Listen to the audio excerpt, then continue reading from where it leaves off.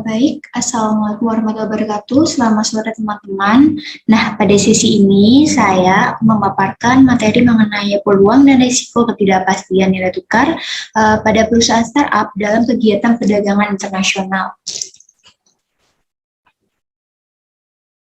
Nah, baik, ini untuk profil saya. Nama saya Indah Puspitasari Hartati. Di sini saya pernah menempuh pendidikan pada dua universitas. Yang pertama yaitu Universitas Airlangga dengan program studi D3 Akuntansi dan melanjutkan studi transfer di Universitas 11 Maret pada prodi S1 Akuntansi. Nah, untuk pengalaman saya pernah 2 kali melakukan internship, yaitu yang pertama di Badan Pendapatan Daerah Provinsi Jawa Timur pada tahun 2020, serta pada Badan Pengelola Keuangan dan Pajak Daerah Kota Surabaya pada tahun 2021.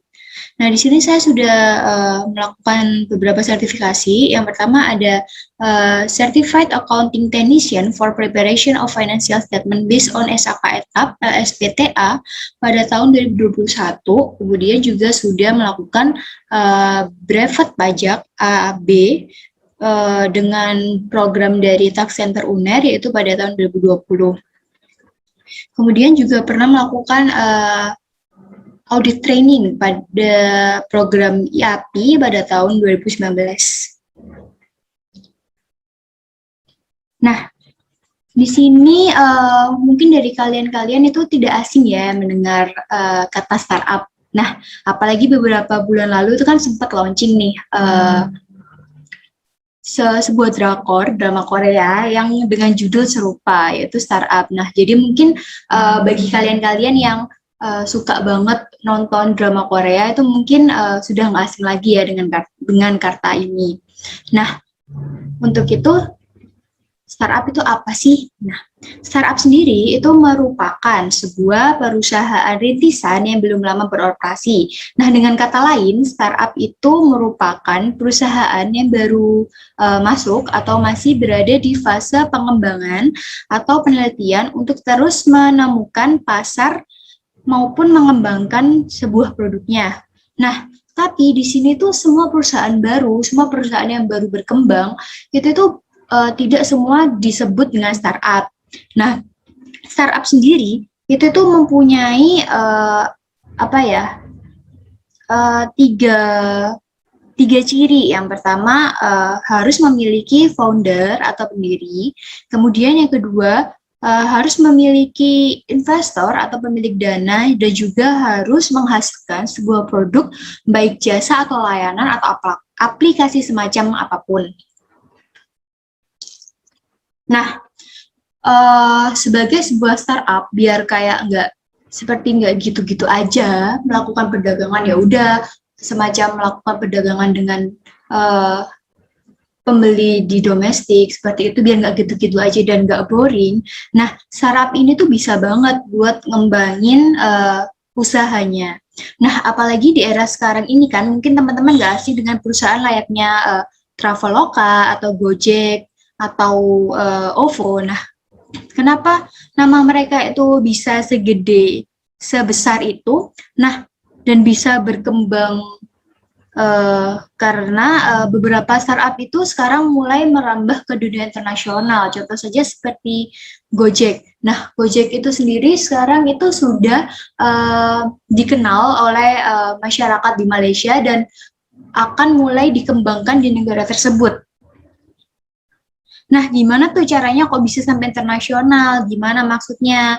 Nah, jadi mereka itu bisa melakukan dua hal, yaitu dengan melakukan perdagangan internasional ataupun melakukan usaha bersama atau joint venture. Nah, apa sih perbedaan dari perdagangan internasional dan joint venture? Nah, di sini kalau perdagangan internasional itu adalah perdagangan yang dilakukan oleh penduduk suatu negara dengan penduduk negara lain atas dasar kesepakatan bersama. Nah, penduduk yang dimaksud itu bisa berupa antar perorangan, yaitu sebagian dari individu dengan individu, kemudian individu dengan pemerintah suatu negara, maupun pemerintah suatu negara dengan pemerintah negara lain. Nah, atau lebih gampangnya tuh biasa kita kenal dengan sebutan ekspor-impor.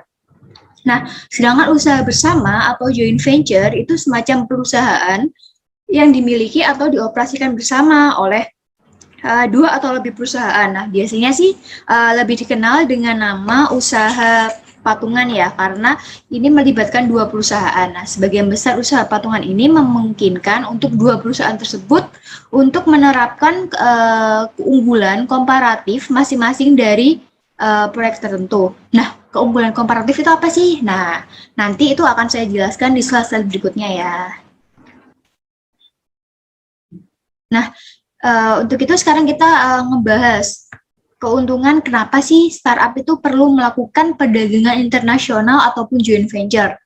Nah, di sini itu startup sendiri kalau misalnya melakukan perdagangan internasional atau joint venture itu bakal mendapatkan keuntungan-keuntungan yang banyak. Nah, salah satunya untuk keuntungan perdagangan internasional yaitu yang pertama, memperluas pasar dan menambah keuntungan. Nah, dengan pasar yang lebih luas, itu pembeli juga bertambah banyak yang diikuti dengan peningkatan keuntungan. Nah, di sini terkadang pengusaha juga khawatir dengan kelebihan produksi yang menyebabkan harga produk itu turun. Dengan perdagangan internasional pengusaha itu dapat memaksimalkan adanya mesin-mesin produksi yang nantinya kelebihan produksi itu dapat dijual ke luar negeri atau biasa disebut dengan ekspor. Nah, kemudian keuntungan yang kedua, itu tuh bisa memperoleh bahan baku dengan harga murah. Nah, ada sejumlah bahan baku produksi itu yang tidak dapat diproduksi di negaranya kan. Padahal mungkin sangat dibutuhkan oleh produsen tersebut. Atau mungkin bahan baku yang dibutuhkan itu lebih murah jika dibeli di luar negeri. Yang mana negara tersebut itu lebih bisa menghasilkan produk tersebut dengan harga yang lebih murah. Atau mungkin bahan baku yang dibutuhkan itu lebih murah produsen itu dalam negeri dapat memperoleh bahan baku tersebut dari luar negeri. Nah, dengan demikian, impor yang dilakukan dimaksudkan untuk memberi nilai tambah pada barang produksi dalam negeri tersebut. Kemudian keuntungan yang ketiga yaitu dapat menghemat biaya produksi, di mana karena produk yang dijual di luar negeri, pasar pun itu lebih luas dan pendapatan lebih banyak. Nah, dengan produksi skala besar untuk pasar domestik maupun internasional, biaya produksi yang harus dikeluarkan itu bisa lebih hemat. Kemudian yang keempat yaitu mendorong efisiensi produk, di mana dengan adanya perdagangan antar negara, itu produsen bisa meniru metode produksi dari luar negeri yang lebih baik untuk menekan biaya produksi. Nah, jika produk itu bisa dijual lebih murah dengan kualitas sama, siapa yang nggak menolak kan? Nah, dengan demikian, produsen bisa lebih kompetitif di pasar dengan harga produk yang bisa bersaing. Kemudian keuntungan yang kelima yaitu meningkatkan kualitas sebuah produk. Nah, dengan terlibatnya dalam perdagangan internasional, itu pembisnis dapat melihat produk-produk serupa yang dihasilkan di negara lain.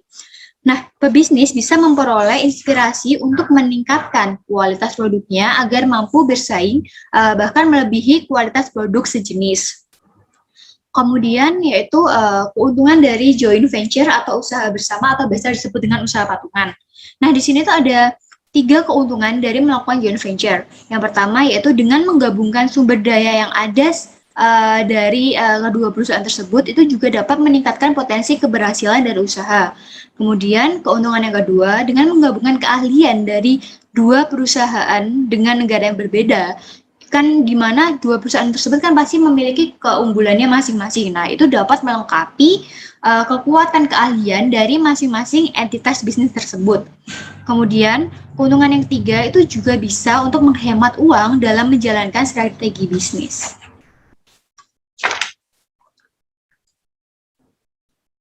Nah, ngomong-ngomong mengenai startup dan lain-lain, tapi masih banyak banget sekarang itu di Indonesia hal-hal biasanya yang menghambat perkembangan startup.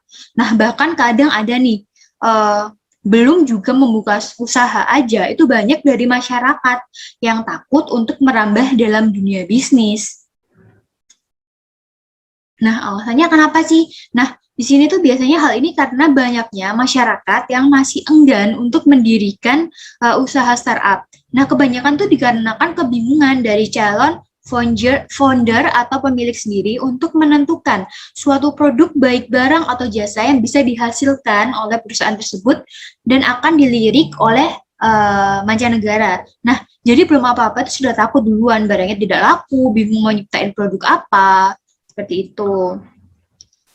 Nah, kadang ada pula sebuah perusahaan startup yang sudah didirikan. tetapi masih belum yakin untuk merambah ke dunia internasional. Nah, ini tuh karena satu atau dua faktor yang dipikirkan oleh para founder atau pemilik.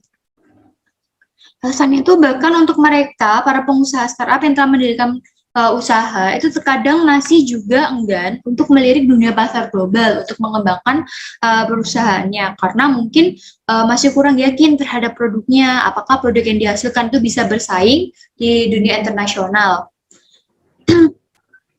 Atau apakah produk ini tuh memiliki keunikan tersendiri yang dimiliki oleh negara tersebut untuk bisa bersaing di dunia internasional.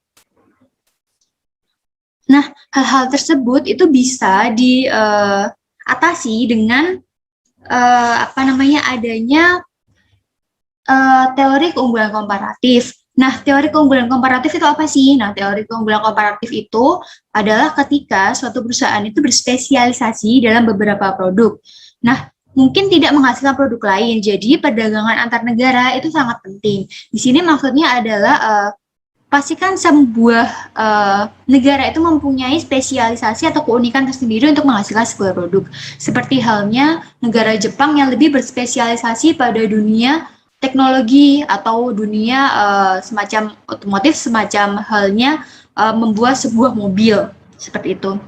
Nah, keunggulan komparatif ini itu memungkinkan perusahaan untuk menembus pasar luar negeri, yang mana bisa memperjualbelikan produk yang dihasilkan di negara-negara yang tidak bisa menghasilkan produk tersebut. Nah, pastinya keunikan suatu negara itu kan tidak dimiliki oleh negara lain seperti yang saya jelaskan tadi. Nah, hal ini tuh bisa membuat negara memiliki keunggulan yang dapat diandalkan sebagai sumber pendapatan bagi negara tersebut dan juga bagi pemilik perusahaan startup tersebut.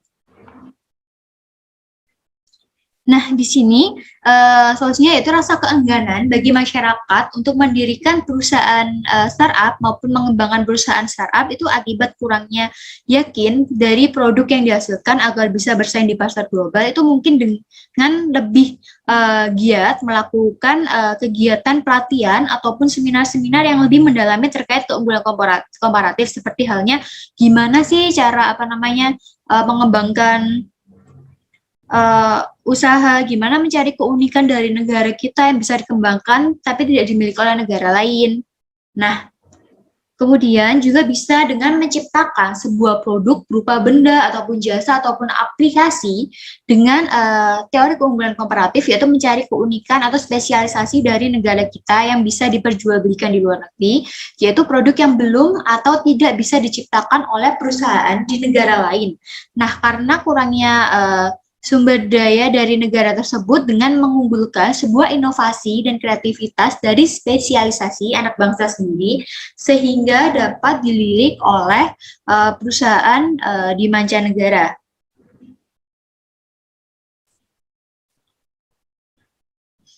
Nah, di era sekarang ini kan banyak dari beberapa perusahaan startup di Indonesia itu yang mulai merambah ke dunia internasional, ya, seperti halnya Gojek, Traveloka, dan lain sebagainya. Nah, seperti halnya banyak dari perusahaan startup yang mulai diajak kerjasama oleh perusahaan besar itu di negara lain. Ya, alasan kenapa sih dari perusahaan besar internasional itu melirik sebuah startup itu untuk melakukan kerjasama atau melakukan suatu kontrak jual beli semacam perdagangan internasional atau ekspor impor. Nah, biasanya itu disebabkan karena perusahaan startup itu memiliki keunikan tersendiri atau dapat menghasilkan suatu produk, baik barang ataupun sebuah layanan atau aplikasi dan lain sebagainya yang berbeda, yang mungkin tidak dapat dihasilkan oleh perusahaan di negara-negara lain. Nah, adanya kerjasama antara dua negara yang berbeda ini kan tentunya perlu adanya alat tukar yang digunakan untuk memperlancar transaksi yang dilakukan oleh kedua perusahaan tersebut. Nah, misal nih, sebuah perusahaan besar di Amerika melakukan kerjasama ataupun perdagangan internasional dengan startup yang ada di Indonesia. Nah, perusahaan besar di Amerika itu melirik suatu produk yang dihasilkan oleh sebuah perusahaan startup yang ada di Indonesia. Nah, antara Amerika dan Indonesia itu kan memiliki mata uang yang berbeda, yaitu dolar dan juga rupiah.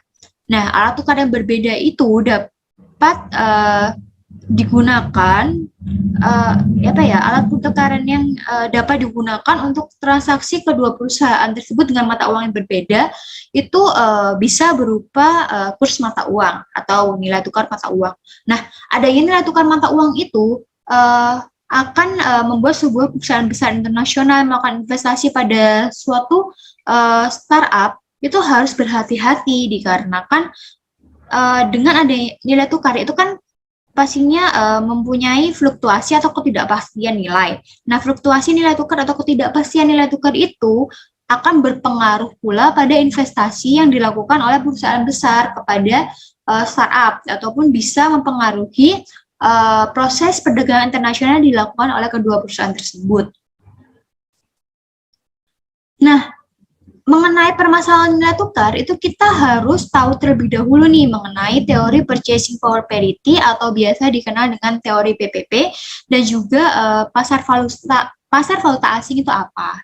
Nah, jadi teori purchasing power parity atau biasa disebut dengan teori PPP itu adalah salah satu dari 3 teori populer sekaligus kontroversi yang paling banyak diuji kebenarannya dalam menentukan perbedaan nilai tukar mata uang kedua negara. Nah, teori PPP ini menyatakan bahwa perbedaan nilai tukar mata uang antara kedua negara dipengaruhi oleh perbedaan tingkat inflasi dari kedua negara tersebut.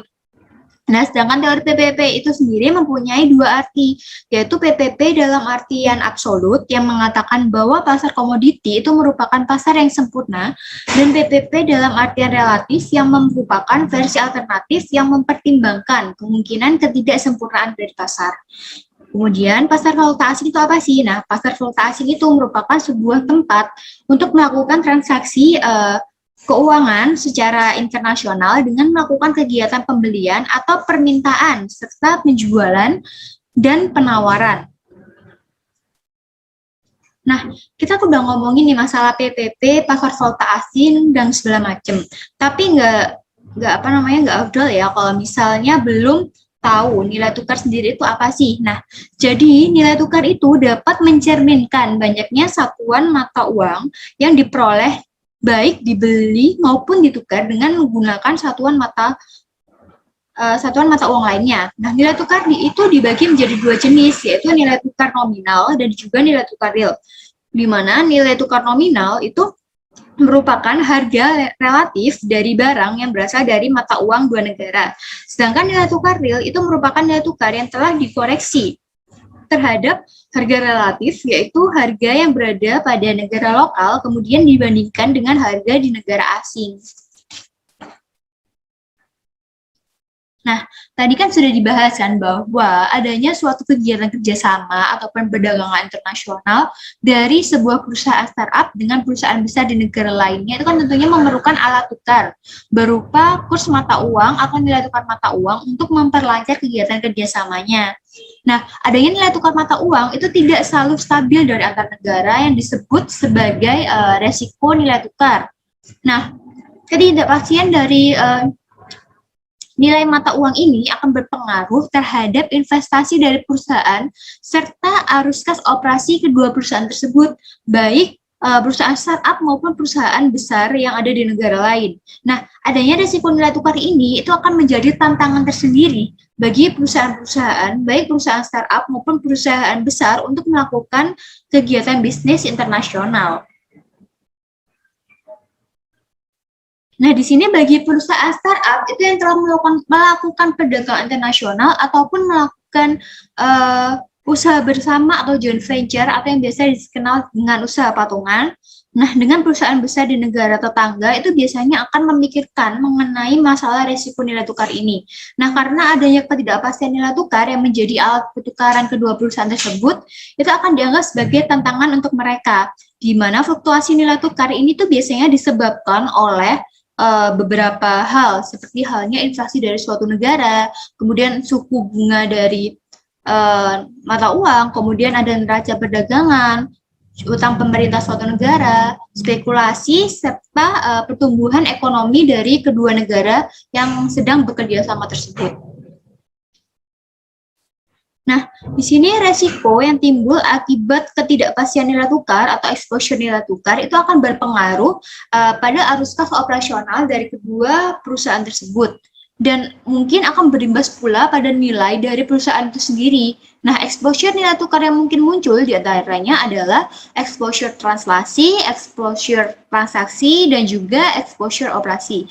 Nah, translasi, transaksi, dan juga operasi itu apa sih? Nah, di sini exposure translasi itu merupakan perubahan yang terjadi akibat adanya perbedaan nilai kurs mata uang pada laporan akuntansi. Nah, di sini exposure translasi itu akan berdampak pada nominal kekayaan bersih, laba bersih, dan lain-lain. Karena nominal yang ditunjukkan itu bergantung dari kekuatan kurs yang digunakan oleh induk perusahaan. Nah, kemudian exposure transaksi itu apa sih? Nah, exposure transaksi itu adalah tingkat ketidakpastian dari bisnis yang terlibat dalam wajah perdagangan internasional. Nah, resiko exposure transaksi ini umumnya hanya berdampak pada satu sisi transaksi saja, yaitu bisnis yang menyelesaikan transaksi dalam mata uang asing. Nah, sedangkan exposure operasi itu apa sih? Nah, exposure operasi adalah exposure yang mengukur seberapa besar perubahan present value dari perusahaan akibat perubahan arus kas operasional di masa datang akibat adanya fluktuasi nilai tukar yang tidak diharapkan. Nah, adanya resiko nilai tukar akibat fluktuasi mata uang itu bisa diatasi dengan strategi yang bernama hedging atau lindung nilai, yang mana hedging atau lindung nilai itu merupakan suatu tindakan untuk melindungi perusahaan untuk menghindari atau mengurangi resiko kerugian atas valuta asing sebagai akibat dari terjadinya sebuah transaksi bisnis. Nah, prinsip hedging ini adalah menutupi kerugian posisi aset awal dengan keuntungan dari posisi instrumen dari hedging tersebut.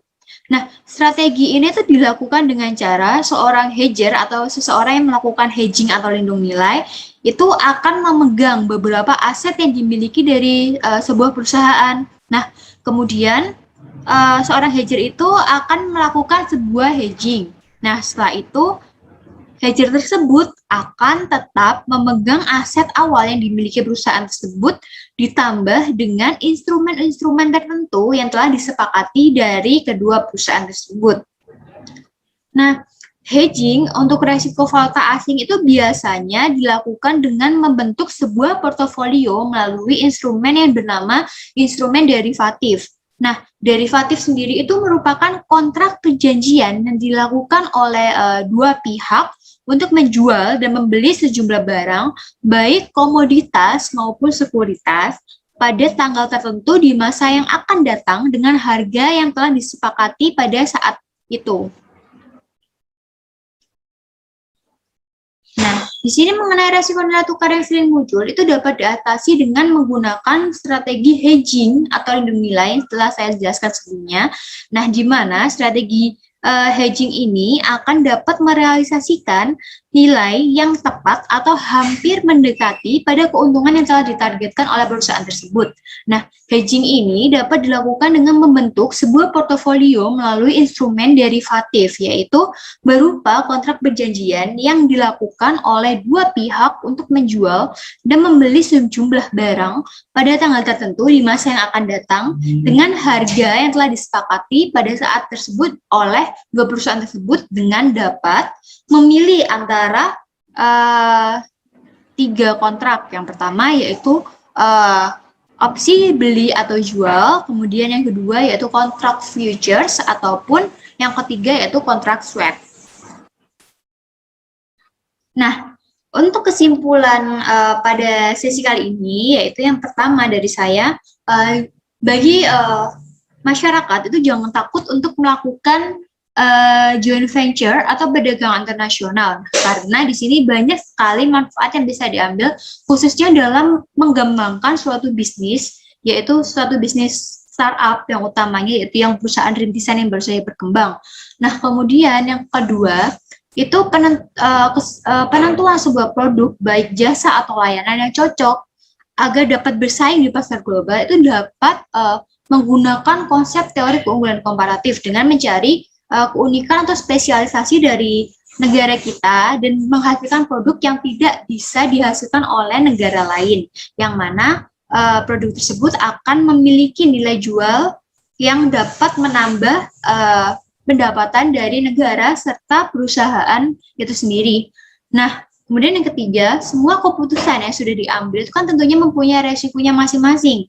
Nah, seperti halnya melakukan perdagangan internasional atau melakukan usaha bersama atau joint venture atau biasa disebut dengan usaha patungan tadi dengan negara asing yang memiliki mata uang berbeda dari negara kita yang tidak menutup kemungkinan akan terjadi adanya fluktuasi mata uang sewaktu-waktu. Nah, hal tersebut itu biasa disebut dengan resiko nilai tukar. Nah, di mana untuk mengatasi resiko nilai tukar tersebut itu dapat menggunakan strategi hedging atau nilai dengan derivatif mata uang asing yang mana bisa memilih antara 3 kontrak yaitu opsi jual beli, kontrak futures dan juga kontrak swap. Nah, demikian presentasi pemaparan pada sesi kali ini. Mungkin jika ada pertanyaan bisa ditanyakan di sesi tanya jawab atau bisa ditanyakan secara langsung pada email atau nomor WhatsApp yang tertera. Sekian presentasi dari saya, kurang lebihnya mohon maaf. Terima kasih. Mungkin bisa dilanjutkan dengan sesi tanya jawab.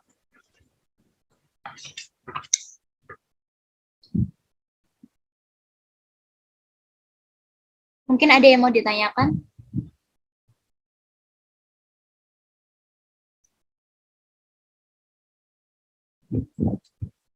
Ya, untuk Mbak Cecil, mungkin dipersilakan untuk bertanya. Oke, Mbak Indah, saya ingin bertanya. Tadi kan membahas mengenai startup nih. Jadi saya ingin bertanya, sebagai perusahaan startup itu gimana sih cara buat menciptakan keunggulan bersaing yang berkelanjutan sehingga nantinya bisnisnya itu bisa selangkah lebih maju dari perusahaan lain. Terima kasih. Oke, saya tampung dulu ya Mbak Cecil ya untuk pertanyaannya. Mungkin ada yang mau bertanya lagi?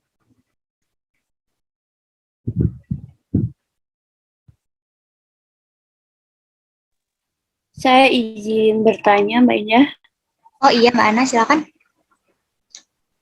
Tadi kan di PPT dijelaskan secara sekilas mengenai opsi jual beli. Nah, itu ada kontrak future, kontrak dan kontrak swap. Nah, itu sebenarnya apa sih perbedaan dari ketiga hal tersebut? Terima kasih. Oke, baik. Mungkin 2 pertanyaan terlebih dahulu ya.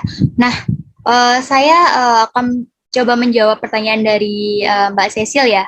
Yang tadi yang katanya sebagai perusahaan startup itu bagaimana cara untuk menciptakan keunggulan bersaing yang berkelanjutan sehingga membuat bisnis menjadi selangkah lebih maju dari perusahaan lain. Nah, di sini kita tuh bisa menggunakan beberapa cara. Yang pertama yaitu dengan menciptakan loyalitas merek. Nah, di sini para pelanggan yang loyal itu akan mempertahankan merek yang mereka sukai tanpa memperdulikan harga dari barang tersebut. Nah, dengan demikian, dengan membangun hubungan yang baik dengan para pelanggan dengan cara memberikan pelayanan yang prima terhadap mereka itu penting. Kemudian yang kedua itu bisa dengan cara melakukan hak paten terhadap produk. Nah, hak paten ini merupakan senjata utama dalam menghadapi persaingan karena kita itu memiliki hak untuk membatasi produk yang kita miliki oleh perusahaan lain jika tidak mendapatkan fee atas eksklusif terhadap produk tersebut. Kemudian yang ketiga, kita tuh harus terus berinovasi. Nah, para pelanggan itu selalu berharap mendapatkan hal yang terbaru dan terkini. Nah, usahakan agar produk kita itu kan selalu fresh dan kompatibel atau cocok dengan pasar, khususnya produk software yang tentu sangatlah penting. Kemudian yang keempat, kita juga bisa dengan memberdayakan anggota tim yang terkait. Nah, jika pasar kita adalah perusahaan besar dan instansi pemerintah, maka koneksi merupakan kunci yang memungkinkan kita mampu mempercepat untuk mendapatkan dan mengamankan kontrak. Kemudian cara lain yaitu kita juga bisa menggunakan kontrak dan insentif jangka panjang. Jadi kita bisa melakukan kontrak dengan perusahaan-perusahaan lain. Seperti itu Mbak Cecil, bagaimana? Oke, terima kasih Mbak Indah. Oke, terima kasih Mbak Cecil untuk pertanyaannya. Kemudian mungkin pertanyaan dari Mbak Dwi Oktaviana ya, yang menanyakan perbedaan dari opsi jual beli, kontrak futures, dan juga kontrak swap. Nah, sebenarnya dari ketiga hal tersebut itu sama-sama kontrak ya, sama-sama perjanjian, tetapi mungkin berbeda dalam isi perjanjian atau kontraknya. Nah, di mana kalau opsi jual beli itu perjanjian yang memberikan hak kepada pembeli untuk membeli atau menjual suatu falas tertentu dengan harga tertentu pada tanggal berakhirnya perjanjian atau tanggal tertentu dalam periode perjanjian transaksi. Nah, kalau kontrak future itu merupakan kontrak yang telah distandarisasi untuk membeli atau menjual falas pada harga yang ditentukan oleh pasar. Nah, sedangkan kontrak swap itu transaksi falas yang didasari suatu kontrak untuk melakukan pertukaran falas melalui pembelian tunai atau berjangka dengan perjanjian untuk menjual kembali secara berjangka atau penjualan tunai berjangka. Seperti itu Mbak Ana, bagaimana? Terima kasih. Oke, baik. Mungkin semua pertanyaan sudah terjawab ya. Oke, untuk sesi ini saya akhiri. Sekian dari saya, kurang lebihnya mohon maaf jika ada salah kata. Terima kasih dan selamat sore. Wassalamualaikum warahmatullahi wabarakatuh.